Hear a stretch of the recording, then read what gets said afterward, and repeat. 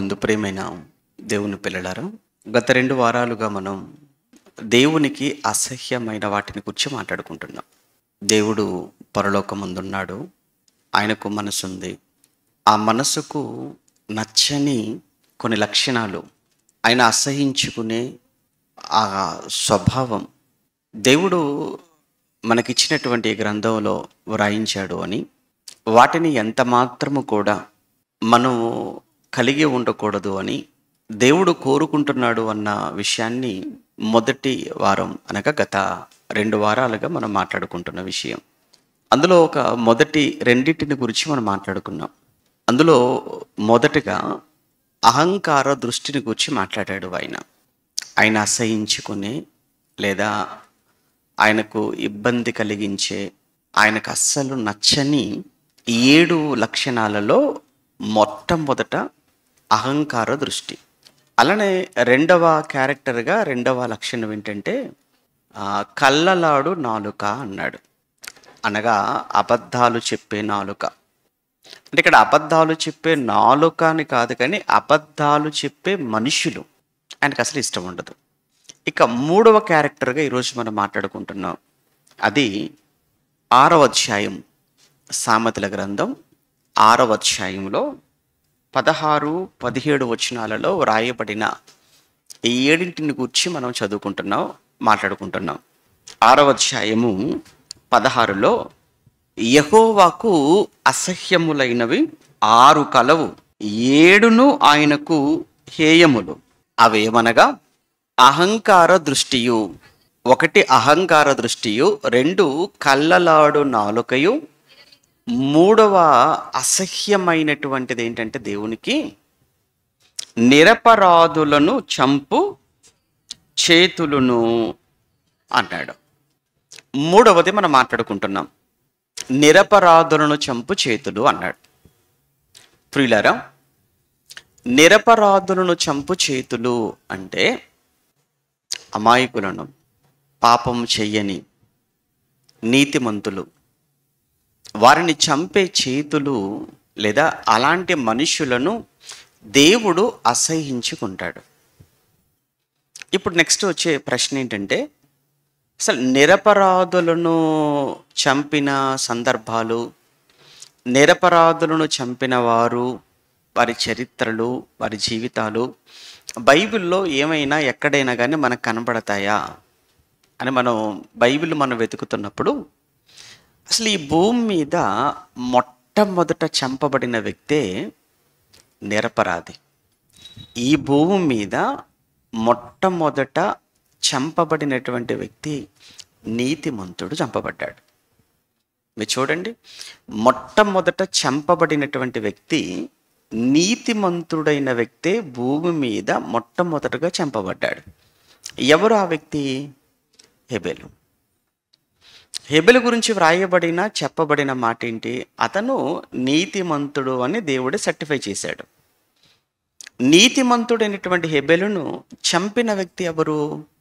కయ్యను చంపాడు. ఎక్కడ ఈ సందర్భం? మనకు తెలుసు కదా, ఆదికాండంలో మొట్టమొదట మనకు కనబడుతుంది. ఆదికాండం 4వ అధ్యాయంలో అసలు ఎందుకు చంపాడు అతను, ఎందుకు చంపవలసి వచ్చింది అని ఆ సందర్భాన్ని మనం చదువుతున్నప్పుడు మీకు ఆల్రెడీ తెలిసినది. అయినా మరి పాఠం అదే. ఇప్పుడు నిరపరాధులను చంపు చేతులు అన్నాడు కనుక, నిరపరాధులను చంపినటువంటి మనుషులు ఉన్నారా అంటే ఉన్నారు. ఎవరు వారు అన్నప్పుడు ఒక్కొక్కరిగా మనం మాట్లాడుకుంటాము. అందులో మొదటి వాడుగా మనకి ఎవరు కనపడుతున్నారు అంటే బైబిల్ చరిత్రలో ఒక కయ్యీన్ అనేవాడు నిరపరాధిగా హేబెలును చంపాడు అని. అసలు ఎక్కడ ఆరంభమైంది చంపాలన్న ఆలోచన అని మనం వెతుకుతున్నప్పుడు బైబిల్లో ఇద్దరు దేవునికి అర్పణ తీసుకొని వెళ్ళారు అని చదువుకుంటాం. 4వ అధ్యాయంలో దేవునికి ఇద్దరు కూడా అర్పణ తీసుకొని వెళ్ళారు, కానుక తీసుకెళ్లారు. అలా అర్పణ తీసుకెళ్ళినప్పుడు మొదటగా హేబెలు అర్పణ ఇచ్చాడు. హేబెలు ఇచ్చినటువంటి అర్పణ గురించి రాయబడిన మాట ఏంటంటే, హేబెలు క్రొవ్విన వాటిలో, తను గొర్రెలను కాచుకునే వ్యక్తి కనుక తొలుచూలున పుట్టినటువంటి వాటిలో, తొలుచూల పుట్టినటువంటి వాటిని చూశాడు. మరలా వాటిలో కూడా తొలిచూలును ఇవ్వటమే శ్రేష్టం. మొదటగా పుట్టినటువంటి వాటిని ఇవ్వడమే శ్రేష్టం. అందులో మరలా క్రొవ్విన వాటిని ఇవ్వటం అనేది మరీ శ్రేష్టం. అంటే ఇక్కడ హెబెలు అర్పణ గురించి ఆలోచించేటప్పుడు హెబెలు దేవునికి ఎటువంటివి ఇవ్వాలి అనుకున్నాడు అంటే శ్రేష్టమైనవి ఇవ్వాలి దేవుడికి. కారణం దేవుడు పట్ల తనకున్న ప్రేమ అది, దేవుడు పట్ల తనకున్న నమ్మకం అది, లేదా దేవుని పట్ల తనకున్న భక్తి అది. కనుక దేవుని పట్ల భక్తి కలిగిన వాడుగా, దేవుణ్ణి ప్రేమించిన వాడుగా, దేవుడు అంటే చాలా పిచ్చి, అందుకు దేవునికి నేను ఎప్పుడు ఇచ్చినా కానీ ఎలా ఇవ్వాలి అంటే శ్రేష్టమైనవి ఇవ్వాలి అనుకున్నాడు. అలానే ఇచ్చాడు. నెక్స్ట్ కయ్యీను, అతను కూడా ఇచ్చాడు. అతను ఎలా ఇచ్చాడు కయ్యీను అంటే ఏదో ఇవ్వాలి కదా, ఏదో ఇవ్వాలి అంటే అయిష్టమా అంతే, బలవంతమా అంతే, కష్టంగానే ఉన్నాడు కయ్యీను. అందుకే చూడండి, ఏదో తోచింది, లేదంటే ఏదో ఒకటి పడేద్దాం, అది దేవుడికి నచ్చలేదు. అందుకే మీరు చూడండి, దేన్ని దేవుడు చూశాడు అని అంటే ఇచ్చింది నెక్స్ట్, కానీ ఇచ్చే మనసుంది చూసారా, అది దేవుడు చూస్తున్నాడు. హెబెలులో దేవుడి పట్ల ఉన్నటువంటి ప్రేమ కానీ, ఆ భయం కానీ, ఆ భక్తి కానీ, ముందు అది దేవుడికి నచ్చింది. ఆ తర్వాత అంత భయం ఉన్న వ్యక్తి కనుకనే, అంత భక్తి కలిగిన వాడు కనుకనే ఏం చేశాడు అని అంటే శ్రేష్టమైనవి ఇవ్వాలి అనుకున్నాడు, తీసుకెళ్ళి దేవుడికి ఇచ్చాడు. నెక్స్ట్ కయ్యీను ఏంటంటే తీసుకెళ్ళి అలా ఇచ్చేశాడు. అప్పుడు దేవుడు ఈ రెండింటిని చూసినప్పుడు, వీళ్ళిద్దరిని చూసినప్పుడు వాళ్ళు ఇచ్చింది కాదు, కానీ దేవుడు అసలు కయ్యీన్ని దేవుడు ఇష్టపడలేదు. కయ్యీన్ని ఇష్టపడకపోవటానికి కారణం ఏంటంటే కయ్యీను మనస్సు, అదే కదా, కయ్యీని యొక్క మనస్సు దేవుడికి నచ్చలేదు. ఇక అతనికి ఏమంటారు, కయ్యీను మనసులో దేవునికి పెద్దగా చోటు లేదు. కయ్యీను మనసులో దేవునికి అసలు ఏ మాత్రం కూడా చోటు లేదు. ఇది మీరు ఎలా చెప్తారు అంటే, ఆ తర్వాత దేవుడితో మాట్లాడుతున్న సందర్భం ఉంటుంది. తర్వాత ఒకటి, దేవుడు వస్తాడు కదా, మాట్లాడతాడు కదా, మాట్లాడుతున్నప్పుడు ఎంత నిర్లక్ష్యంగా మాట్లాడతాడు కయ్యీను, ఎంత కేర్లెస్గా సమాధానం చెప్తుంటాడో తెలుసా. ఎప్పుడైతే హెబెలును దేవుడు లక్ష్య పెట్టాడో అతని అర్పణను, అక్కడి నుంచి కయ్యీనుకు హెబెలు పైన ఒక చిన్ని అసూయ కాస్త ఏమైపోయిందంటే ద్వేషం కాస్త ఏమైపోయిందంటే పగ. ఈ పగ ఏం చేసిందంటే ప్రాణం తీయించేసింది. ఇంకా దీని గురించి ఇక్కడ కొంచెంగా ఉంది, కానీ ఒక మాటగా దీని గురించి యోహాను గారు రాస్తారు. యోహాను గారు రాసిన మొదటి పత్రికలో 3వ అధ్యాయం, ఒకసారి యోహాను గారు రాసిన మొదటి పత్రిక 3వ అధ్యాయంలో ఆయన మాట్లాడుతూ మరలా అక్కడ కయ్యీను హెబెలు ప్రస్తావన మనకు కనబడుతుంది. యోహాను గారు రాసిన మొదటి పత్రిక 3వ అధ్యాయం 8వ వచనం, 11, 12 వచనాలలో 12వ వచనం చూడండి. 12వ వచనంలో మనము కయ్యీను వంటి వారమై ఉండరాదు. కారణం ఏంటంటే ఆ కయ్యీను అనేవాడు ఎవరి సంబంధి? వాడు దుష్టుని సంబంధి అయి తన సహోదరుని చంపెను. అంటే సహోదరుని చంపేవాడు ఎవరి సంబంధి? ఎవరినైనా చంపుతున్నారు అని అంటే అలా చంపేవాడు ఎవరి సంబంధి? దుష్టుని సంబంధి, దేవుని సంబంధి కాదు. మరలా చెప్తున్నాను, బాగా ఆలోచించండి, ఊరిక వినటం కాదు. ఎవరినైనా చంపుతున్నారు అంటే వాడు దేవుని సంబంధి కాదు. మరి ఎవరి సంబంధి అయితే చంపుతాడన్నమాట? దుష్టుని సంబంధి అయితే చంపుతాడు. దేవుడి సంబంధి దుష్టుని సంబంధి చంపుతాడు. దుష్టుని సంబంధి దాడి చేస్తాడు. దుష్టుని సంబంధి కీడు చేస్తాడు. దేవుని సంబంధి కీడు చేయడు, దాడి చేయడు, చంపడు. దురదృష్టం ఏంటంటే అసలు మమ్మల్ని మించిన దైవభక్తులే లేరు, మమ్మల్ని మించిన దేశభక్తులే లేరు అనుకుంటూ ఎదుటి వారి మీద దాడులు చేస్తున్న, ఎదుటి వారిని చంపుతున్న వాళ్ళని చూస్తుంటే జాలేస్తుంది. ఎంత మత్తులో ఉన్నారా మీరు? మీరు దేవుని సంబంధులు ఏంటి అసలు? మీరు దేవుని సంబంధులా? మీరు దేవుని సంబంధులను మీరు అనుకుంటున్నారు. దేవుడు అంటున్నాడు, ఒరే మీరు నా సంబంధులు కాదురా, మీరు దుష్టుని సంబంధులురా. మీరు దుష్టుని సంబంధులు కనుకనే కదా పసిపిల్లలను కూడా చూడటం లేదు. మీరు దుష్టుని సంబంధులు కనుకనే కదా స్త్రీలను కూడా చూడటం లేదు. మీరు దుష్టుని సంబంధులు కనుకనే కదా కనీసం జాలి కనికరం కూడా లేకుండా అతి దారుణంగా వారి మీద దాడులు చేసి తలలు పగలగొట్టి వాళ్ళ ఇండ్లు, వాళ్ళ మందిరాలను కాల్చేస్తున్నారు, తగలబెడుతున్నారు. మీరు దేవుని సంబంధులు ఏంటి? నో, మీరు దుష్టుని సంబంధులు. ఎంత బాగుందో చూడండి. దేవుడు చెప్తున్నమాట, వాడు దుష్టుని సంబంధి అయి, చూడండి ఆ మాట మళ్ళీ చదవండి. యోహాను మొదటి పత్రిక 3వ అధ్యాయంలో 12వ వచనంలో, వాడు దుష్టుని సంబంధి అయి తన సహోదరుని చంపెను. వాడతనిని ఎందుకు చంపెను? వాడు తన క్రియలు చెడ్డవి, తన సహోదరుని క్రియలు నీతి గలవియునై ఉండెను గనుక. అంతే, దట్స్ ఇట్. ఏంటంటే వాడు క్రియలు చెడ్డవి, వాడు తమ్ముడి క్రియలు మంచివి. అంటే తనకంటే కూడా మంచిగా ఉన్నాడు అని, మంచిగా బ్రతుకుతున్నాడు అని, మంచిగా భక్తి కలిగి ఉన్నాడు అని, మంచిగా దేవుడికి అర్పణిస్తున్నాడని చూసి ఓర్వలేక, సహించలేక చంపేశాడు. ఎంత ఏమంటారంటే ఎంత క్లారిటీగా ఉందో చూడండి బైబిల్. ఇప్పుడు బైబిల్లో వ్రాయబడిన ఈ మాటను ప్రస్తుత దేశవ్యాప్తంగా జరుగుతున్నటువంటి కొన్ని వాటికి మనం అప్లై చేసినప్పుడు ఎంత చక్కగా అర్థమవుతుంది. ఎందుకు చంపుతున్నారు? క్రైస్తవ్యం అంటే ఎందుకంత ద్వేషం? క్రైస్తవ్యం అంటే ఎందుకంత అసహనం? మీకు క్రైస్తవ్యం మీద ఎందుకు మీకు అంత పగ? ఏం చేశారు క్రైస్తవులు? క్రైస్తవుడు మేలు చేస్తాడే తప్ప ఎవరికి క్రైస్తవుడు కీడు చేయడు. అన్నం పెడతాడే తప్ప లాక్కోడు ఎవరిది.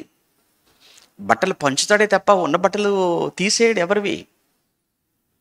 క్రైస్తవుడు అంటేనే సహనం కలిగినవాడు, ఓర్పు కలిగినవాడు, ప్రేమ కలిగినవాడు, దయాగుణం కలిగినవాడు, జాలి కలిగినవాడు,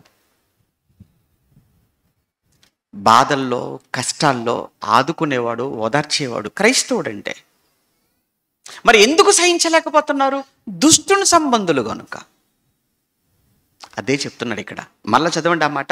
వాడు ఎందుకు తన సహోదరుణ్ణి చంపాను? వాడు దుష్టుని సంబంధి అయి తన సహోదరుణ్ణి చంపాడు. ఇప్పుడు సహోదరుడిని చంపేశాడండి. దేవుడు వచ్చాడు. దేవుడు వచ్చిన తర్వాత ఏం మాట్లాడుతున్నాడు దేవుడు అతనితో, కయ్యనుతో? ఏమంటున్నాడు? దానికి ఆడు ఇచ్చే సమాధానం ఏంటి? ఒకసారి 4వ అధ్యాయం ఆదికాండం, మళ్ళీ ఇక్కడికి వచ్చేద్దాం.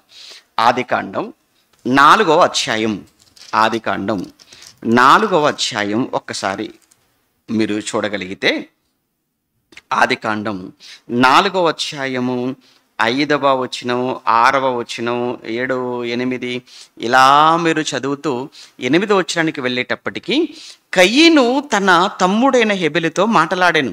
వారు పొలములో ఉన్నప్పుడు కయ్యను తన తమ్ముడైన హేబెలు మీద పడి అతన్ని చంపాను. ఏం మాట్లాడాడో తెలియదు. మొత్తానికి చంపే ముందు పొలములో కయ్యను తన తమ్ముడైన హేబెలుతో మాట్లాడాడు. అప్పుడు దేవుడైన యెహోవా, నీ తమ్ముడైన హేబెలు ఎక్కడున్నాడని కయ్యనును అడుగగా. అడుగుతాడు కదా, మరి తమ్ముడు కదా, ఏమంటే అడుగుతాడు కదా, ఆయన అడిగాడు. అప్పుడు అడిగినప్పుడు ఆ సమాధానం చూడండి. నేను ఎరుగను, నా తమ్మునికి నేను కావలివాడనా. బా, ఆ సమాధానం చూడండి ఎలా ఉందో. నేను ఎరుగను, నా తమ్ముడికి నేను కావలివాడన. ఎవరితో నువ్వు మాట్లాడుతున్నావు? కయ్యను, నువ్వు ఎవరితో మాట్లాడుతున్నావు? ఇటు దేవుడితో. అందుకే అన్నాను, అసలు దేవుడి పైన వాడికి ఏ మాత్రం కూడా దేవుడి పైన విశ్వాసం ఉన్నట్లు, భయం ఉన్నట్లు, భక్తి ఉన్నట్లు, ప్రేమ ఉన్నట్లు మనకు కనబడదు. లేదంటే దేవుడు అడుగుతుంటే ఆ సమాధానం పెట్టి కొంతమంది సమాధానం వాళ్ళని చెప్తుంటారండి. ఎంత ఏమంటారంటే కేర్లెస్గా మాట్లాడుతుంటారో. వాళ్ళు ఇచ్చే సమాధానాలు చాలా బాధేస్తుంటాయి. నువ్వు ఎవరితో మాట్లాడుతున్నావు, నువ్వు ఎలా మాట్లాడుతున్నావు ఒక్కసారి నువ్వు ఆలోచించు. నువ్వు మాట్లాడే మాట తీరు ఏమైనా బాగుందా? నీకన్నా వయసులో పెద్దవారు కదా, నీ తల్లి కదా, తండ్రి కదా, అన్న కదా, పెద్దవాళ్ళు కదా, వాళ్ళతో మాట్లాడుతున్నప్పుడు అలానైనా మాట్లాడేది? ఏం మాత్రం రెస్పెక్ట్, గౌరవం ఉండదా? వయసుకు గౌరవం ఇవ్వరా? బంధానికి విలువనివ్వరా? ఒక వయసును బట్టి గౌరవించేది లేదు, బంధాన్ని బట్టి గౌరవించేది లేదు, ఆ స్థాయిని బట్టి గౌరవించేది లేదు. ఇలాంటి వాళ్ళంతా కూడా ఎవరు తెలుసా?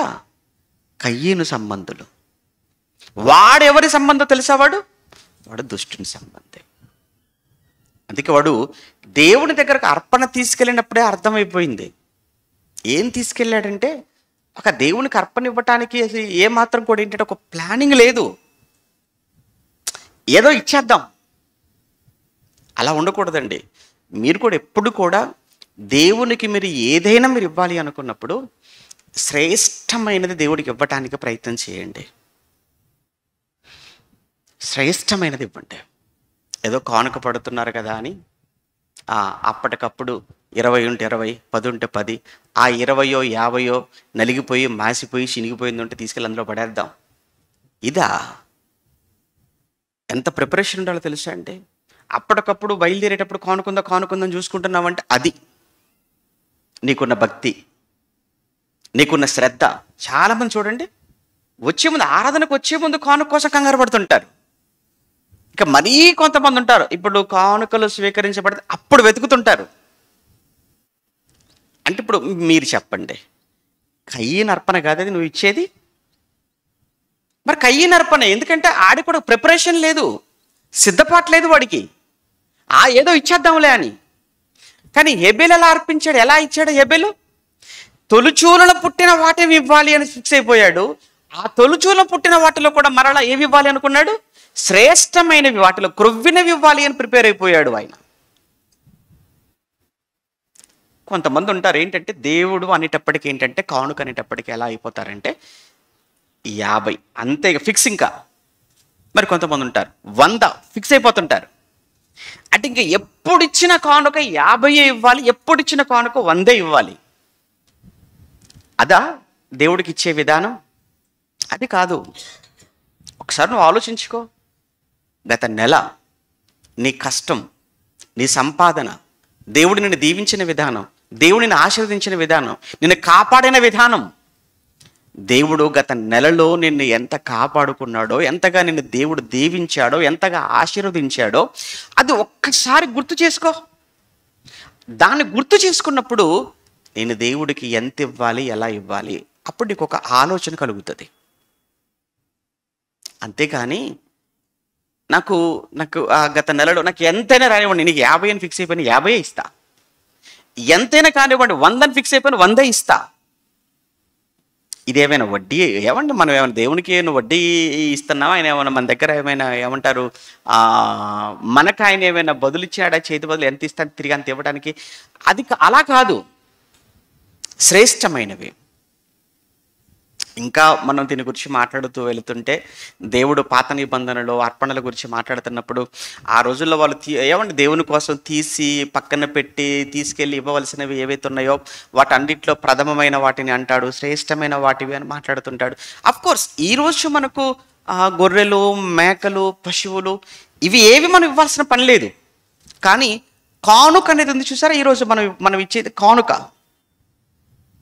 మనం ఇచ్చేటువంటి ఆ కానుక కూడా ఎలా అంటే శ్రేష్టంగా ఇవ్వండి, మంచి మనసుతో ఇవ్వండి.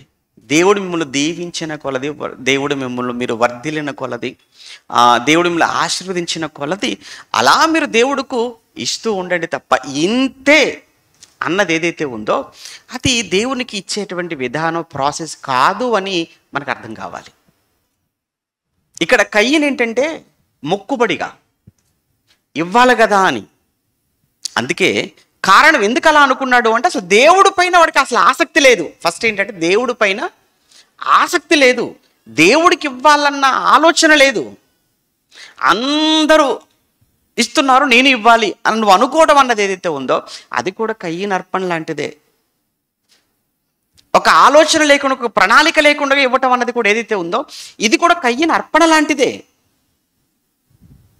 ఇక్కడ వీళ్ళిద్దరి గురించి మాట్లాడుతున్నప్పుడు ఎందుకు కయ్యను చంపేశాడు అని అంటే అక్కడ యోహాను గారు రాశారు కదా, వాడు దుష్టుని సంబంధి అన్నాడు, వాని క్రియలు చెడ్డవి అన్నాడు, తమ్ముడు క్రియలు మంచివి. అందుకే వాడు దుష్టుని సంబంధి అయి ఉండి చంపేశాడు. ఒక విషయం మనకు క్లియర్ అయిపోయింది ఏంటంటే చంపటానికి కారణం ఏంటంటే వాడు దుష్టుని సంబంధి.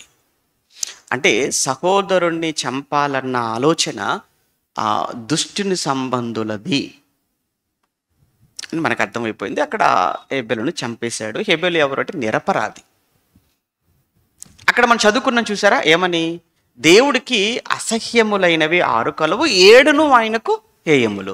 అందులో ఏంటట అంటే నిరపరాధులను చంపు చేతులు. అంటే నీతిమంతులను చంపేవారంటే దేవుడికి అసహ్యం. ఇలా కయ్యను హేబెలును చంపేశాడు. దేవుడు కయ్యనును అసహించుకున్నాడు. చివరికి కయ్యను జీవితం ఏమైపోయిందంటే ఒక దేశ దిమ్మరి ఒక ముద్ర దేవుడు వేసేసాడు. ఒక స్థిరత్వం లేకుండా పోయింది. దుష్టులందరికీ వాడు ఏమైపోయాడంటే ఒక మాదిరి అయిపోయాడు. చూసారా, ఒక మాదిరి, దుష్టులందరికీ వాడు ఒక మాదిరిగా మిగిలిపోయాడు. అసలు వాడు వంశం లేకుండా పోయింది. కారణం నిరపరాధి తమ్ముడైన హేబెలును చంపి దేవునికి అసహ్యుడుగా మిగిలిపోయాడు. ఇతనొక్కడైనా ఇంకా ఎవరైనా మనకు ఇలా బైబిల్లో కనబడుతుంటారా నిరపరాధులను చంపిన వారు అంటే చాలామంది కనపడతారు. ఆ తర్వాత కాలంలో మనం చదువుతున్నప్పుడు చరిత్రలో దావీదు దేవునికి ఇష్టడు అని మనం చదువుకుంటాం, నిజమే అది. కానీ అంత దేవునికి ఇష్టడైన దేవుని హృదయానుసారుడని సాక్ష్యం పొందిన దావీదు కూడా ఒకానొక సమయంలో నిరపరాధిని చంపేశాడు. ఏమైనా గుర్తొచ్చిందా సందర్భం? నిరపరాధిని చంపేశాడు. ఎవరా నిరపరాధి, ఎవరా నీతిమంతుడు అంటే ఊరియా. ఈ సందర్భం అంతా కూడా మీరు సమూయేలు 2వ గ్రంథంలో 11వ అధ్యాయంలో 14 నుంచి 17 వరకు వ్రాయబడిన సందర్భం అక్కడ మీరు చదువుతున్నప్పుడు అక్కడ అది వసంతకాలము అని, అమోరీయులతో యుద్ధం జరుగుతున్న సమయము అని, ఆ సమయంలో సైన్యం అంతా కూడా అక్కడ బార్డర్లో వారితో యుద్ధం చేస్తున్న సందర్భంలో ఇతనేమో ఇంటి దగ్గరే ఉండిపోయాడు. పైకి వెళ్ళాడు, బత్షెబాను చూశాడు, ఇంటికి రప్పించాడు, బత్షెబాతో పాపం చేశాడు. బత్షెబా ఎవరు? ఊరియా భార్య. ఊరియా భార్య బత్షెబా. ఇప్పుడు విషయం ఏంటంటే ఆవిడ వచ్చేసి, ఏమండి నేను గర్భవతిని అయిపోయానండి అని చెప్పగానే ఇది ఏదైతే ఉందో ఈ పాపం తన మీదికి రాకుండా ఉండటానికి, దాని నుంచి తను తప్పించుకోవటానికి తెలివిగా ఒక ప్లాన్ చేశాడు. ఏంటంటే యుద్ధంలో ఉన్న ఊరియాను ఇమ్మీడియట్గా అంతఃపురానికి రప్పించాడు, వెనక్కి రప్పించేశాడు. రాజు కదా మరి. ఊరియా ఇంటికి వచ్చేసిన తర్వాత ఊరియాతో చెప్తున్నాడు, ఊరియా నువ్వు ఇంటికి వెళ్ళి రెస్ట్ తీసుకోపో అన్నాడు. అది చూస్తుంటే ఊరియాకి ఎలా అనిపించింది అంటే, ఏంటి రాజుకు నా మీద ఇంత ప్రేమ? నాతో పాటు ఉన్న సైనికులందరూ యుద్ధంలో ఉంటే యుద్ధంలో ఉన్న నన్ను వెనకకు రప్పించి మళ్ళా నన్ను వెళ్ళి రెస్ట్ తీసుకోమని చెప్తాడా? అది ఊరియా మీద ఉన్న ప్రేమ కాదు. అది తను చేసిన తప్పును కప్పిపుచ్చుకోవటానికి దావీదు ఆడుతున్న ఒక పెద్ద నాటకం. అది కపటం. ఇదంతా మీకు తెలుసు కాబట్టి ఎక్కువగా దీని గురించి ఎక్కువగా మాట్లాడటం లేదు. ఒక తప్పు చేశాడు, ఆ తప్పు నుంచి దావీదు తప్పించుకోవటానికి చేస్తున్నటువంటి ప్రయత్నం. ఊరియా ఎంత యథార్థవంతుడంటే, ఎంత మంచివాడంటే, అయ్యా రాజా, నాతో ఉన్నటువంటి సైనికులంతా యుద్ధంలో ఉన్నారు, యుద్ధం ముమ్మరంగా జరుగుతుంది. ఈ సమయంలో మీరు నన్ను ఇక్కడికి రప్పించటం ఏంటి? తర్వాత నన్ను ఇక్కడ రప్పించితే ఏదో మీ దగ్గర ఏదో పని ఉంటుంది, పని చేసుకోవచ్చు, కానీ మీకు చేస్తే అది దేశానికి చేసినట్లుగా ఉంటుంది కదా. ఆ సమయం ఇది కాకుండా నన్ను వెళ్ళి నా భార్య దగ్గర నన్ను ఉండమంటున్నావు, నా భార్య దగ్గరికి వెళ్ళిపోమంటున్నావు, ఇంట్లో నన్ను విశ్రాంతి తీసుకోమంటున్నావు. అది నా వల్ల కాదయ్యా, నేను వెళ్ళలేనయ్యా ఇంటికి. నేను ఇక్కడైనా ఉంటానేమో కానీ రాజనగరంలో, లేదా ఉంటే యుద్ధంలో నేను ఉంటాను, కానీ నేను నా భార్య దగ్గరికి నేను ఎలా వెళ్తాను? ఎంత యథార్థంగా ఉన్నాడో చూడండి, ఎంత భక్తిగా ఉన్నాడు చూడండి దేశం పట్ల, తన రాజ్యం పట్ల. అప్పుడు ఆలోచించాడు, అమ్మ వీడు వెళ్ళేటట్టుగా లేడు. ఎందుకంటే ఇప్పుడు వెళితే భార్యతో కాపురం చేస్తే అది అలా కొట్టుకొని వెళ్ళిపోతుంది, తనే తన గర్భానికి కారణం అని నమ్మించవచ్చు కదా. ఇది దావీదు కుట్ర, దావీదు ప్లాన్ అది. కానీ ఎప్పుడైతే ఇంకా ఈ ఊరియా వెళ్ళనంటాడో నెక్స్ట్ ఏం చేద్దామని ఆలోచిస్తున్నప్పుడు ఒక ఆలోచన వచ్చింది. దావీదు రాజు స్వయంగా ఒక ఉత్తరం రాశాడు. ఎవరికి? యుద్ధంలో ఉన్న సైన్యాధిపతి ఉన్నాడు కదా, యోవాబు. సైన్యాధిపతికి ఉత్తరం రాస్తున్నాడు. ఇదిగో యుద్ధం బాగా ముమ్మరంగా జరుగుతున్నటువంటి ప్లేస్ ఏదైతే ఉందో ఆ ప్లేస్ను చూసి దాన్ని సెలెక్ట్ చేసి ఈ వ్యక్తిని అక్కడ పెట్టు అని ఒక ఉత్తరం రాశాడు. రాసి అది అతని చేతికే ఇచ్చాడు. ఎవరి చేతికి? ఊరియా. ఆ ఊరియా దావీదు రాజు ఇచ్చిన ఆ ఉత్తరాన్ని అలానే పట్టుకొని యుద్ధం జరిగే ఆ చోటుకి వెళ్ళినంత వరకు మధ్యలో ఎక్కడ కూడా ఏం రాసి ఉంటాడు అని అలా ఓపెన్ చేసి చూసుంటే దావీదు కుట్ర బయటపడిపోయేది. కానీ ఎంత నమ్మకస్తుడు ఊరియా! అమ్మో, ఇది రాజుగారు ఇచ్చింది. ఎవరికి ఇవ్వమని ఇచ్చాడు? సైన్యాధిపతికి ఇవ్వమని ఇచ్చాడు. అటువంటిప్పుడు నేను దీన్ని ఓపెన్ చేయడం కరెక్టా? ఇది కానీ అందులో తన మరణ శాసనం వ్రాసాడు అనేటువంటి సంగతి పాపం ఊరియాకు తెలియదు. తన మరణాన్ని తానే వెంట పెట్టుకొని వెళుతున్నాడు ఊరియా. ఇక్కడ దావీదు చేస్తున్నటువంటి తప్పు ఏంటంటే ఒక తప్పు చేశాడు, వ్యభిచారం అనే ఒక తప్పు చేశాడు. దేవుడిచ్చినటువంటి ప్రధానమైనటువంటి 10 ఆజ్ఞలలో ఒకటేంటి? వ్యభిచరించకూడదు అనేటువంటి ఒక ప్రధానమైన ఒక ఆజ్ఞ. ఈ ఆజ్ఞ అతిక్రమించాడు, ఈ ఆజ్ఞను మీరి తప్పు చేశాడు దావీదు. ఇప్పుడు వెంటనే నిజంగా దావీదు పశ్చాత్తాపడి ఉంటే ఆ తప్పు దగ్గరనే వెంటనే తప్పు జరిగిపోయిన తర్వాత మోకరించి కన్నీళ్లు పెట్టుకొని ఏడ్చి దేవుణ్ణి వేడుకుంటే వేరేలా ఉండేదేమో. కానీ ఆ తప్పును కవర్ చేసుకోవడానికి, ఆ తప్పును కప్పిపుచ్చుకోవడానికి దావీదు చేస్తున్నటువంటి మరొక భయంకరమైన తప్పు ఏంటంటే ఊరియాను చంపించేటువంటి ప్లాన్. అంటే నరహత్య. దేవుడిచ్చిన ప్రధానమైన 10 ఆజ్ఞల్లో ఒకటి వ్యభిచరించకూడదు అనే ఆజ్ఞను మీరాడు, 2 నరహత్య చెయ్యకూడదు అన్న 2వ ఆజ్ఞను కూడా అతను మీరుతున్నాడు. ఇప్పుడు అది పట్టుకొని వెళ్ళాడు, యోవాబుకి ఇచ్చాడు. యోవాబు ఓపెన్ చేశాడు. మరి రాజు ఎందుకు ఇలా చెప్పాడో పాప యోవాబుకి అయితే తెలియదు కదా. ఓకే, ఊరియా నువ్వు పని దగ్గరికి వెళ్ళిపో, అక్కడ యుద్ధం జరుగుతుంది అనగానే ఊరియా వెళ్ళిపోయాడు. అక్కడ ఊరియా చనిపోయాడు. ఇప్పుడు దావీదు ఒక తప్పును కప్పిపుచ్చుకోవటానికి మరొక తప్పు చేయవలసి వచ్చింది. చాలామంది ఉంటారు అలాంటి వాళ్ళు.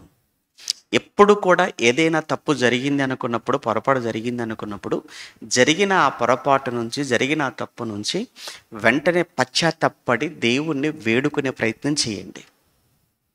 అంతే తప్ప ఆ తప్పును కప్పిపుచ్చుకోవడానికి మరొక తప్పు, ఆ రెండింటిని కవర్ చేసుకోవడం మరొక తప్పు, ఇలా తప్పు మీద తప్పు చేసుకుంటూ వెళ్ళిపోతే జీవితం అంతా మనకు తెలియకుండానే ఒక పెద్ద పాపపు ఊబిలోనికి మనం వెళ్ళిపోతాం.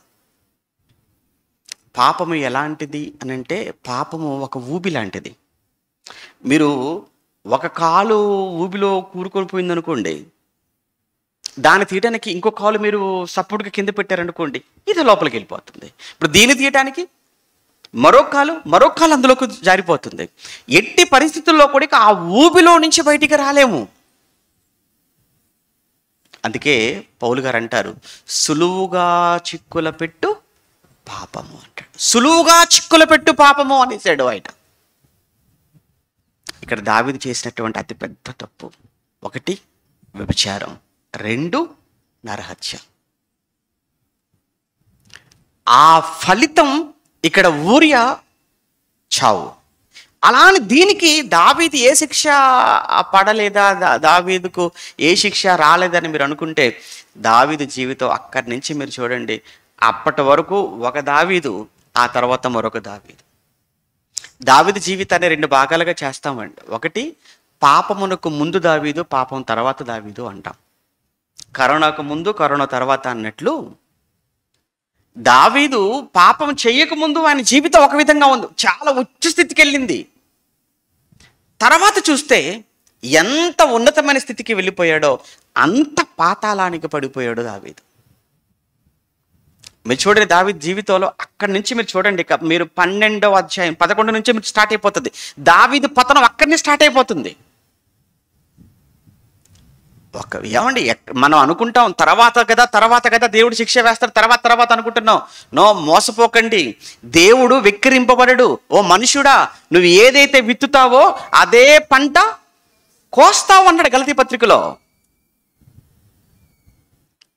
తప్పనిసరిగా దేవుడు కొన్ని సందర్భాలలో అవసరమైతే తర్వాత కాదు, ఇక్కడ కూడా నీకు శిక్ష వేస్తాడు, ఇక్కడ కూడా శిక్ష విధించే అవకాశం ఉంది.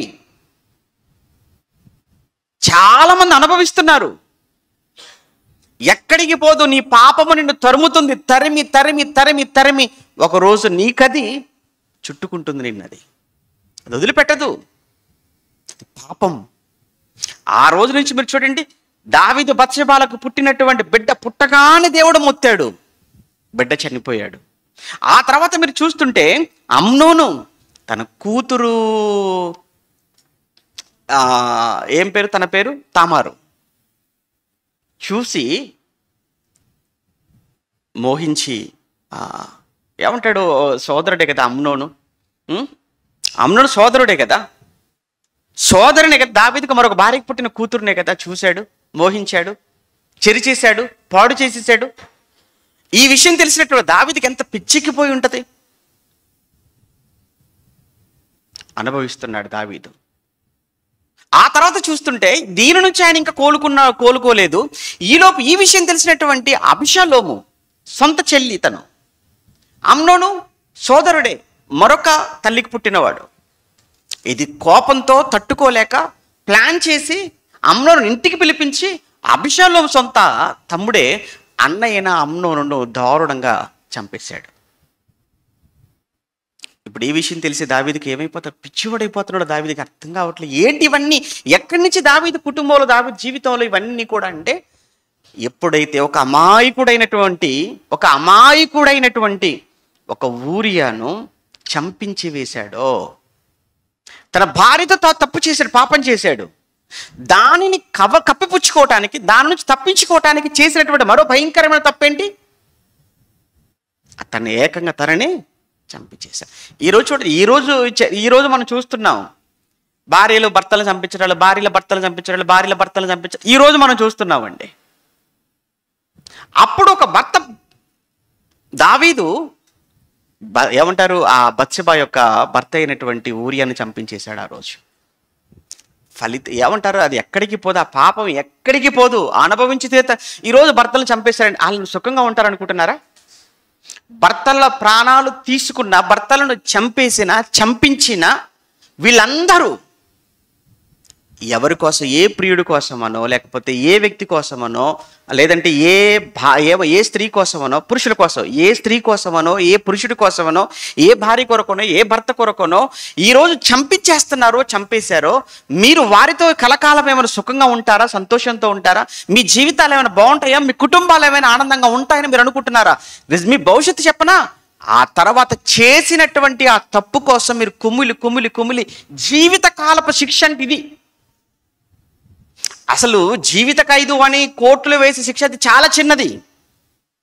మీరు ఇంట్లోనే ఉంటారు, సమాజంలోనే ఉంటారు, కానీ కుమిలిపోతూ జీవితాన్ని గడుపుతుంటారు. ఇది ఎంత పెద్ద శిక్ష దావీదుకి వేశాడు దేవుడు శిక్ష. అది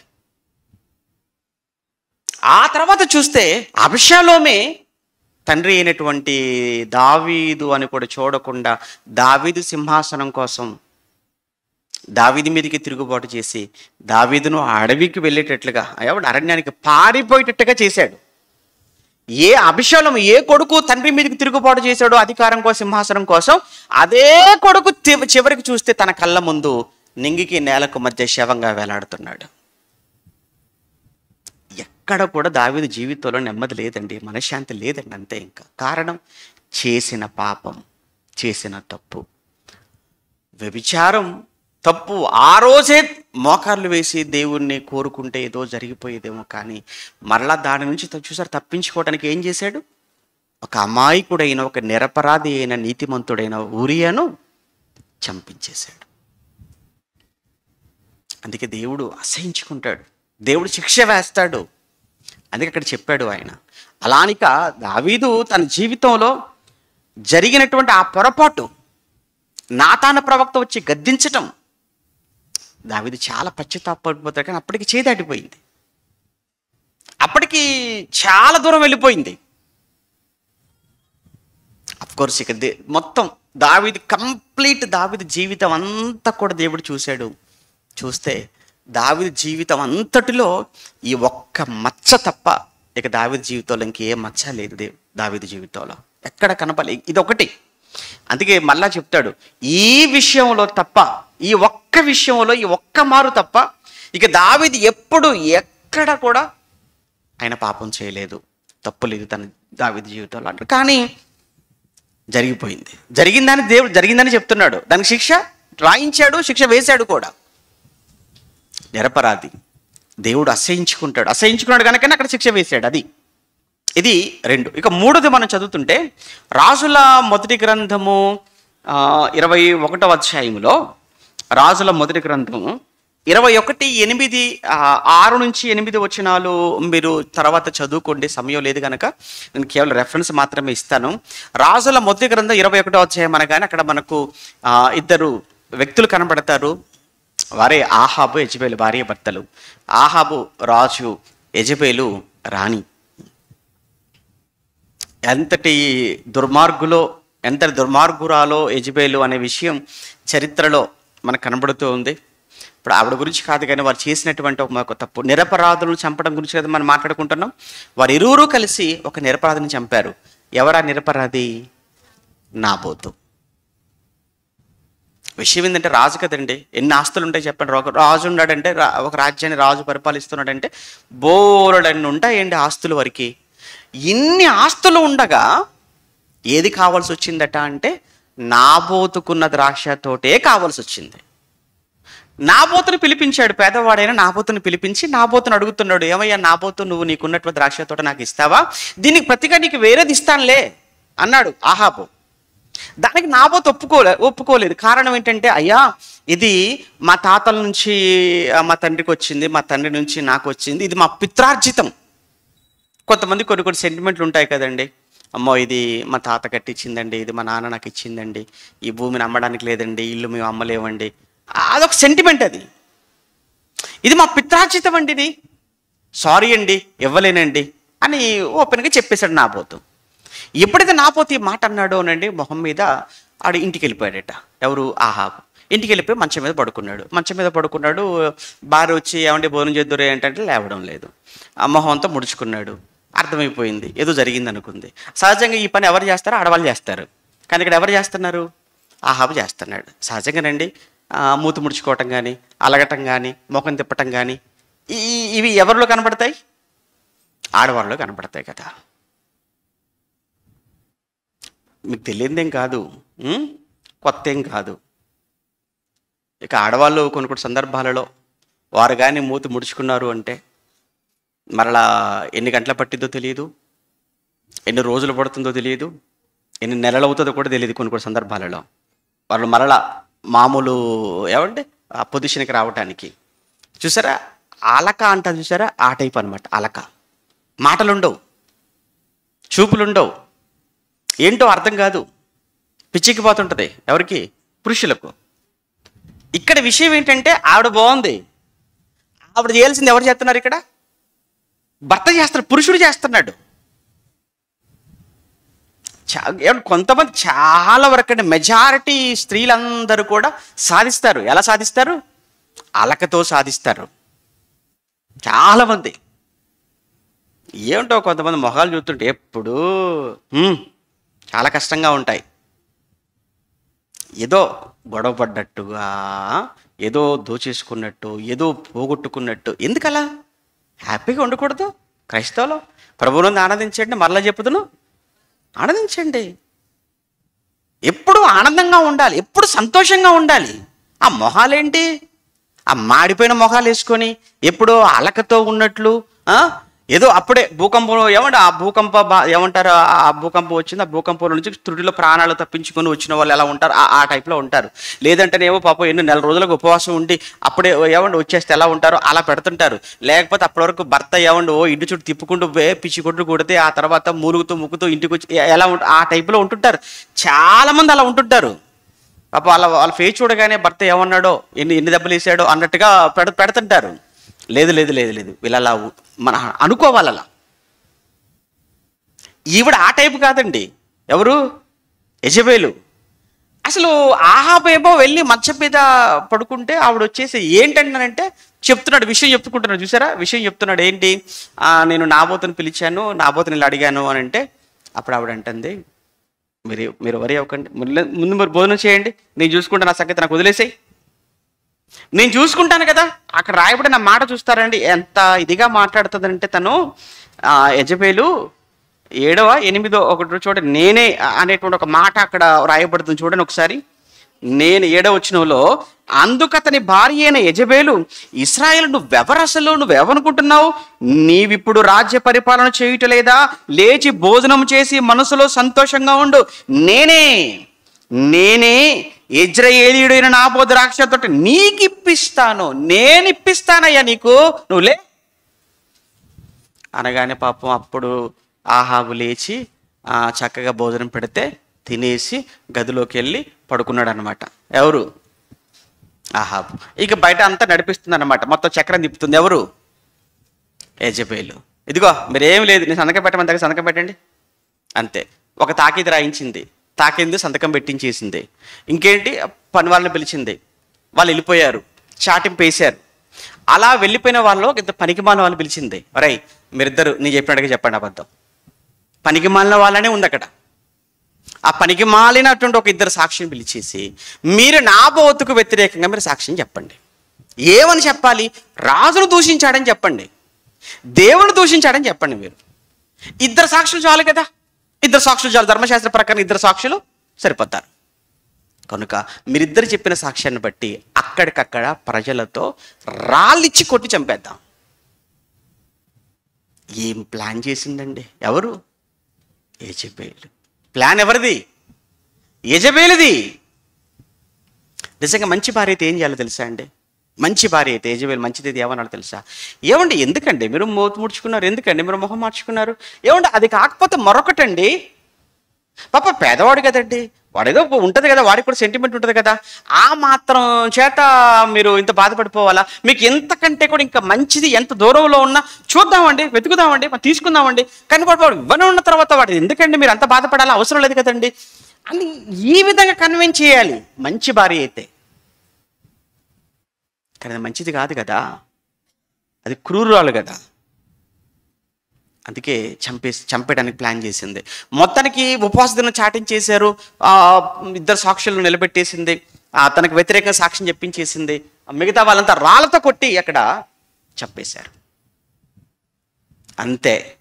ఇంకా వెళ్ళి చెప్తుంది, కబురు పెడుతుంది, ఏమండి అయిపోయింది, పని అయిపోయింది, ఫినిష్, మన మిషన్ కంప్లీట్ అయిపోయింది, వెళ్ళండి, మీకు ఏది ద్రాక్ష తోట కోసం మీరు బాధపడుతున్నారో, మూతి ముడుచుకున్నారో వెళ్ళి దాన్ని స్వాధీనపరచుకోండి. ఎందుకు? వాడు లేడు ఇప్పుడు. ఏం చేసావే? చంపించేసా, వెళ్ళు అనగానే వెళ్ళేసి దాన్ని స్వాధీనపరుచుకున్నాడు ఆహాబు. దేవుడు ఊరుకుంటాడా? ఎందుకు? నిరపరాధులను చంపు చేతులు దేవునికి అసహ్యం. దేవుడు ఏలియా కబురు పెట్టాడు, ఏలియా దైవజనుడు వచ్చాడు, వారికి ఇచ్చాడు వార్నింగ్, వాళ్ళిద్దరికి కలిపి పెట్టాడు శాపం. ఏ స్థలమందైతే నాబోతు రక్తాన్ని కుక్కలు నాకాయో అదే స్థలమందు మీ ఇద్దరి రక్తాన్ని, అక్కడ ఒకటి రక్తమేమో, ఇప్పుడు మీ ఇద్దరి రక్తాన్ని మాత్రమే కాదు చెప్తున్నాను, మీ వంశంలో అసలు పురుషుడు అనేవాడే ఉండడు. ఇక మీ వంశములో, మీ సంతతిలో పురుషుడు, మగవాడు అనేవాడే లేకుండా చంపించేస్తాను, అదే స్థలంలో చంపించేస్తాను. వాళ్ళందరి రక్తాన్ని కుక్కలు నాకేస్తాయి. ఆ రోజు రానే వచ్చేసింది. ఒకరోజు ఎక్కడో పైన ఉంది, అంతస్తులో ఉంది, చాలా పై అంతస్తులో ఉంది యెజబేలు. యెహూ వచ్చాడు గుర్రం మీద, చుట్టూ తన సేవకులు అందరూ నిలబడిపోయారు యెజబేలు చుట్టూ చూస్తూ. యెహూ గుర్రం పైనుంచి అంటున్నాడు, నా పక్షాన ఉంటారా దాని పక్షాన ఉంటారా, అలానే మాట్లాడతాడు. నా పక్షాన్ని ఒకవేళ మీరు ఉండే వాళ్ళైతే దాన్ని తోసేయండి పైనుంచి అనగానే పైనుండి తోసేశారండి. చుట్టూ ఉన్న వాళ్ళే, యెజబేలు చుట్టూ ఉన్న వాళ్ళే, అప్పటి వరకు పరిచర్య చేసే వాళ్ళు తోసేస్తే పైనుంచి ఆ గోడకు ఈ గోడకు, ఆ గోడకు ఈ గోడకు తగులుతూ కింద పడేటప్పటికీ అసలు రూపమే లేకుండా అయిపోయింది. రూపం లేదు, పచ్చడి అంటాం చూసారు, ఆ టైప్ అయిపోయింది. అయినా తర్వాత యెహూ గుర్రంతో తొక్కించేశాడట యెజబేలును. ఎంత దారుణమైన చావు చూసారా, ఎంత క్రూరమైన చావు అది. కారణం ఒక నిరపరాధి రక్తాన్ని చూశారు కనుక. నిరపరాధిని చంపిన చేతులు అవి. ఇప్పుడు మీరు అనొచ్చు ఏంటంటే, మేము ఎవరిని చంపమండి అని. నిజమే, మనం ఎవరిని చంపం. ఇక్కడ చంపడం గురించి మాత్రమే కాదు ఇక్కడ విషయం, కనీసం నిరపరాధులను బాధ పెట్టడానికైనా, కీడు చేయటానికైనా, వారి మనసు నొప్పించటానికైనా దేవుడు మనకు అనుమతి ఇవ్వడు. అది పాత నిబంధన. చంపితే నేరం. ఇక్కడ నీ సహోదరుని నువ్వు ద్వేషించితేనే ఏమన్నాడు, నరహత్య. మారిపోయింది. ఈ లెక్కన మనం చూస్తుంటే ఇప్పుడు న్యూ టెస్టిమెంట్ని మనం అప్లై చేసుకో, క్రొత్త నిబంధన మనం అప్లై చేసుకుంటే, అంటే మనం ఎవరెవరినైతే మన మనసులో ద్వేషిస్తున్నామో, ఎవరికి కీడు చేస్తున్నామో, ఎవరిని బాధ పెడుతున్నామో, ఎవరికి నష్టాన్ని చేస్తున్నామో, నువ్వు నీ సహోదరుడికి నువ్వు నష్టాన్ని చేస్తున్నావంటే, నీ సహోదరుడికి కీడు చేస్తున్నావంటే, నీ సహోదరుని ద్వేషిస్తున్నావంటే, నీ సహోదరుడు నీ మాటల వల్ల, నీ చూపుల వల్ల, నీ చేతల వల్ల అతను బాధపడుతున్నాడు అంటే, అతన్ని కూడా నువ్వేం చేసినట్టు తెలుసా? ఈ కొత్త నిబంధన ప్రకారంగా నువ్వు అతన్ని చంపావు. ఎంత మాట తెలుసా అండి? రేపు మాట్లాడతాను సేవకుల సదస్సులో. ఒక మంచి పాయింట్ ఏంటంటే, తన సహోదరుని ద్వేషించేవాడు నరహంతకుడు అన్నాడు. ఇప్పుడు మీరు ఎవరినైనా కానీ, ఏ సహోదరుని పట్లనైనా కానీ ద్వేషంతో, ఏ సహోదరునైనా కానీ దూషించి, ఏ సహోదరుడు పట్లనైనా కానీ ద్వేషభావంతో మీరు కానీ వచ్చి ఆరాధనలో కూర్చుంటే, ఒక్కసారి మీ చేతులను మీరు చూసుకోండి. ఇప్పుడు ఈ చేతులు ఏం చేసి వచ్చిన చేతులు తెలుసా? నీ సహోదరుని నరహత్య చేసి వచ్చాయి. అంటే ఇప్పుడు ఈ చేతులు రక్తంతో తడిచిన చేతులు అన్నమాట. మీ సహోదరులను మీరు ద్వేషించి ఆరాధనకు వచ్చుంటే, మీ సహోదరులను మీరు నరహత్య చేసి ఆరాధనలోకి వచ్చారు. నరహత్య చేసి చంపి వచ్చి ఇక్కడ ఆరాధనలో కూర్చున్నారంటే, మీ చేతులు దేనితో తడిసిపోయాయి? రక్తంతో తడిసిన ఈ చేతులతో క్రీస్తు రక్తాన్ని తాగుతారా? రక్తంతో తడిసిన ఈ చేతులతో ఆయన శరీరానికి ప్రతీకగా ఇవ్వబడినటువంటి ఆయన రొట్టెను మీరు పుట్టుకుంటారా? ఎంత తప్పు కదండి, ఎంత నేరం చేస్తున్నట్లు మనం. అందుకే కావచ్చు దేవుడు దావీదును, నేను మందిరం కడతానయ్యా నీకోసం అన్నాడు. దావీదు, నేను మందిరం కడతాను నీకోసం. ఎలాంటి మందిరం కడతానంటే, ఎవరు కట్టెలినంత గొప్ప మందిరం కడతానన్నాడు. దావీదు సైడ్ అయిపో, సైలెంట్ అయిపో దావీదు, ఇంకొక మాట మాట్లాడకు నువ్వు. ఎందుకయ్యా? నీ చేతులు చూసుకున్నావా? నీ చేతులు చూసావా? ఏమైంది నా చేతులకు? నీ చేతులు నిరపరాధిని చంపిన చేతులు, రక్తంతో తడిసిపోయే నీ చేతులు. రక్తంతో తడిసిన నీ చేతులతో నువ్వు మందిరం కడతానంటే వద్దు. చూసే వాళ్ళందరికీ చాలా బాగోదయ్యా, నీ కొడుకు వాడితో చేయించుకుంటా నీ కోరికను, వాడు నెరవేరుస్తాడు, పక్కకి వెళ్ళిపో. మీరు మీ సహోదరుల పట్ల మనసులో ద్వేషం పెట్టుకొని, కక్షలు పెట్టుకొని పగలు పెట్టుకొని మీరు ఆరాధనకు వచ్చి మీరు చేసే ఆరాధన దేవుడు అంగీకరిస్తాడా? దేవుడికి ఇష్టమా? ఒకసారి ఆలోచించండి. దేవుడికి అసహ్యం, దేవుడికి హేయం. ఇలా మనం మాట్లాడుతూ వెళ్ళిపోతుంటే చాలామంది కనపడతారండి. నిర్గమకాండం మొదటి అధ్యాయంలో చదువుతుంటే చరిత్ర అంతా ఆ ఐగుప్తుని ఏలుతున్న ఫరో అనేవాడు ఒకడు, ఆ యోసేపుని ఎరుగని రాజు అని రాయబడుతుంది. యోసేపుని ఎరుగని రాజు ఒకరు ఆ పరిపాలన చేసే సమయంలో ఇశ్రాయేలీలు అందరూ కూడా ఏమైపోతున్నారు, వాళ్ళ సంఖ్యలో విస్తరిస్తున్నప్పుడు, వారి సంఖ్య ప్రబలం అయిపోతున్నప్పుడు వీడికి ఒక భయం పట్టుకుంది ఐగుప్తు రాజుకి. ఏంటంటే, అమ్మో ఇశ్రాయేలీలు మనకంటే బలిష్ఠులుగా తయారైపోతున్నారు, రేపు పొద్దున వీళ్ళ సంఖ్య పెరిగిపోద్ది, రేపు ఎవరైనా కానీ మన మీద యుద్ధానికి వచ్చినప్పుడు వీళ్ళు వాళ్ళతో చేతులు కలిపి వారు కలిసి మన మీద యుద్ధం చేసి మనల్ని ఓడించేసి వెళ్ళిపోతారు, పారిపోతారేమో ఇక్కడి నుంచి, కనుక ఏం చేద్దాము అని ఆలోచించి వీడి ఊహ ఇదంతా కూడా ఊహలు. కొంతమందికి ఇది ఒక పెద్ద మానసిక రోగం, ఊహించుకుంటూ ఉంటారండి. ఉండదు కానీ అక్కడ ఏదో ఏదో ఏదో ఏదో గొప్ప గొప్పగా ఊహించేసుకుంటూ ఉంటారు, ఏదో జరిగిపోతాను ఊహించుకుంటుంటారు. ఆ ఊహలే వద్దు, ఊహల్లో బతకండి, ఊహల్లో నుంచి బయటికి రండి. అలా మీరు ఊహించుకుంటున్నారు అని అంటే ఐగుప్తు ఫరో, మీరు అలా ఊహించుకుంటున్నారంటే ఏ రోజు అనేవాడు కూడా అలానే ఊహించుకుని ఏం చేశాడు తెలుసా, ఊహల్లో కూడా ప్రమాదాలు జరుగుతాయి. ఇప్పుడు వీడు ఊహించుకున్నాడు కదా, ఇప్పుడు ఊహ నిజం అంటే కాదు, వీడు ఊహించుకున్నాడు. ఊహించుకొని చేసిన పని ఏంటంటే మంత్రసాలను పిలిచారు. మీరు ఇశ్రాయేలీల దగ్గరికి మీరు వెళ్ళినప్పుడు హెబ్రీ స్త్రీలలో ఆ పురిట్లో మీరు మగబిడ్డ పుట్టాడు అనగానే ఏం చేయండి, చంపేసేయండి. మగబిడ్డను ఎందుకు చంపాలి, వాళ్ళే కదా యుద్ధానికి వెళతారు, వాళ్ళే కదా తిరుగుబాటు చేసేది, కనుక ఆడపిల్లని బతకనివ్వండి, మగపిల్లలైతే చంపేసేయండి అన్నాడు. అప్పుడు వీళ్ళేం చేశారు, దేవునికి భయపడిపోయి, అయ్యా వాళ్ళు ఐగుప్తు స్త్రీల వంటి స్త్రీలు కాదు, హెబ్రీ స్త్రీలు, వాళ్ళు చాలా చురుకైన వారు చాలా యుక్తి కలిగి, లేదంటే చాలా ఏమంటారు ఫిట్గా ఉంటారు, చాలా ఆరోగ్యంగా ఉంటారు, వాళ్ళు మేము వెళ్ళేటప్పటికీ వాళ్ళ పిల్లలు కనేసారయ్యా అని వీళ్ళు ఎస్కేప్ అయిపోయారు.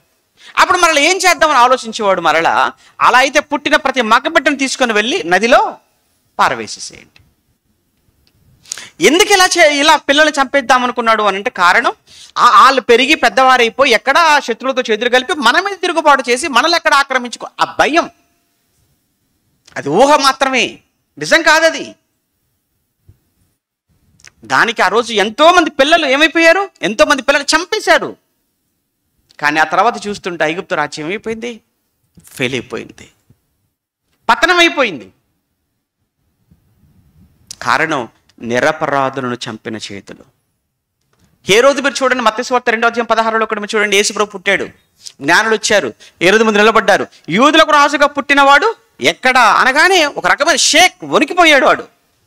నేనుంటుండగా మరొక రాజు పుట్టుటయా జన్మించుటయా, అలా అయితే మీరు ముందుగా వెళ్ళండి, ఆ రాజును చూడండి, పూజించండి, ఎక్కడున్నాడు ఏంటో వివరాలు నాకు చెప్పండి, నేను కూడా వెళ్ళి అతన్ని పూజిస్తాను.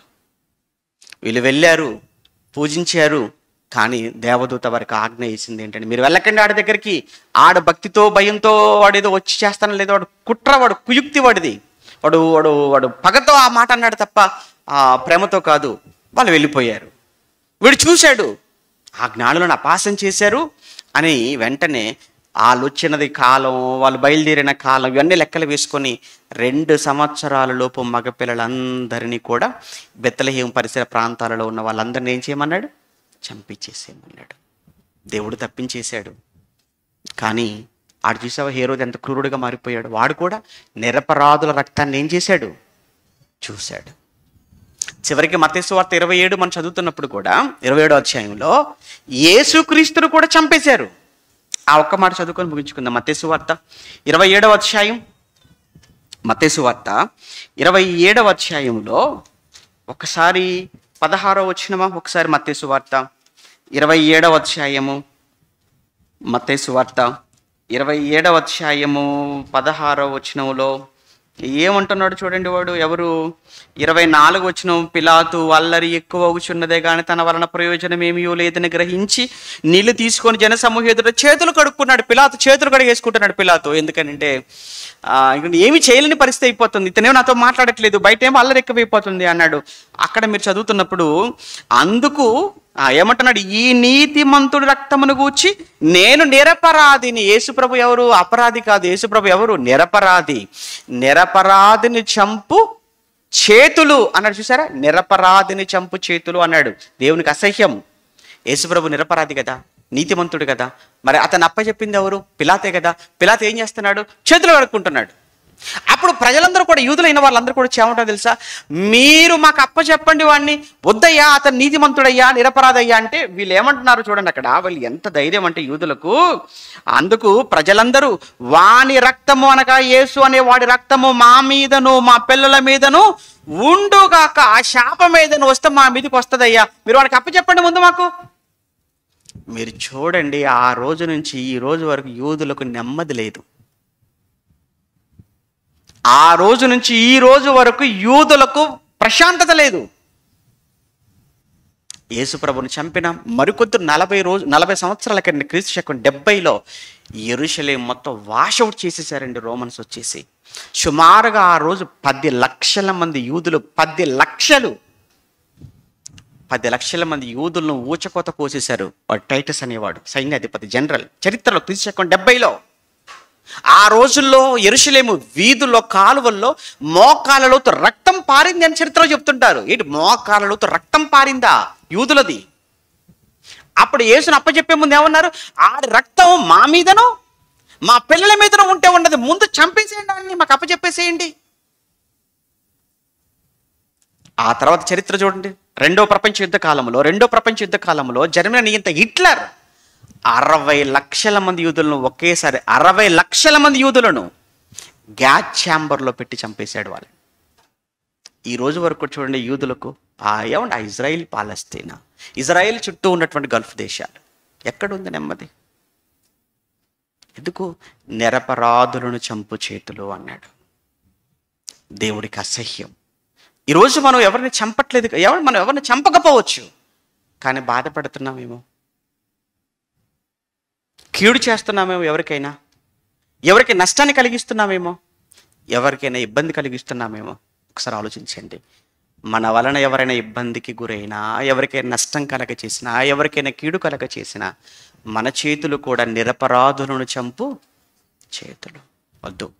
మన వలన ఇప్పుడు ఎవరు బాధపడకూడదు, మన వలన ఎవరికి కీడు జరగకూడదు, మన వలన అందరూ మేలనుభవించాలే తప్ప మన వలన ఎవ్వరు కనీసం మనస్సులో కూడా వారు బాధపడకూడదని మనం ఎప్పుడు కోరుకోవాలి. ఎప్పుడు చెప్తుంటాం, క్రైస్తవుడు అంటే బాధ అనుభవించేవాడే కానీ బాధ పెట్టేవాడు కాదు.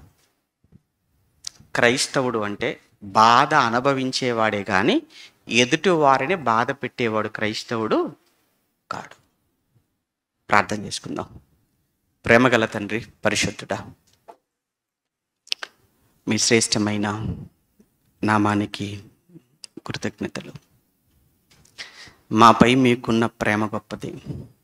అందుకే మా కోసం ఎన్నో సంగతులు రాయించి మా చేతికి ఇచ్చి ఎప్పటికప్పుడు మీ వాక్యము అనే ఈ జీవజలముతో నాయన మమ్మల్ని మీరు శుద్ధి చేస్తున్నారు.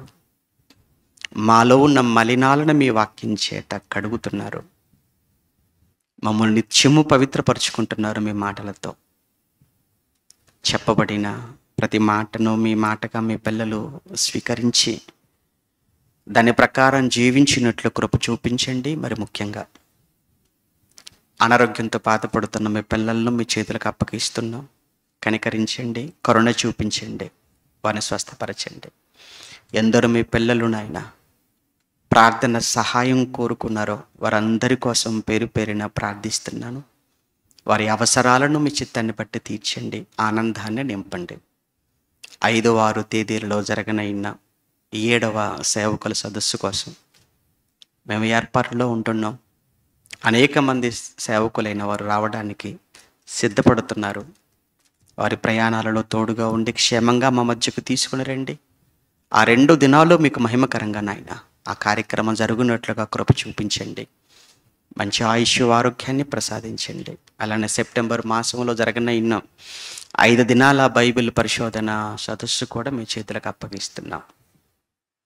ఎన్నో సంవత్సరాలుగా మీరు చేస్తూ వచ్చిన ప్రతి విధమైన మేలును బట్టి, సహకారాన్ని బట్టి మీ కృతజ్ఞతలు.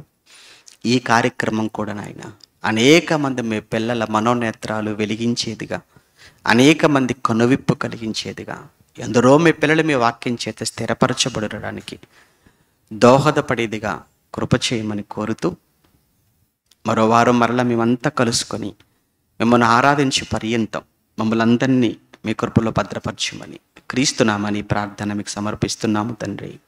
ఆమేన్.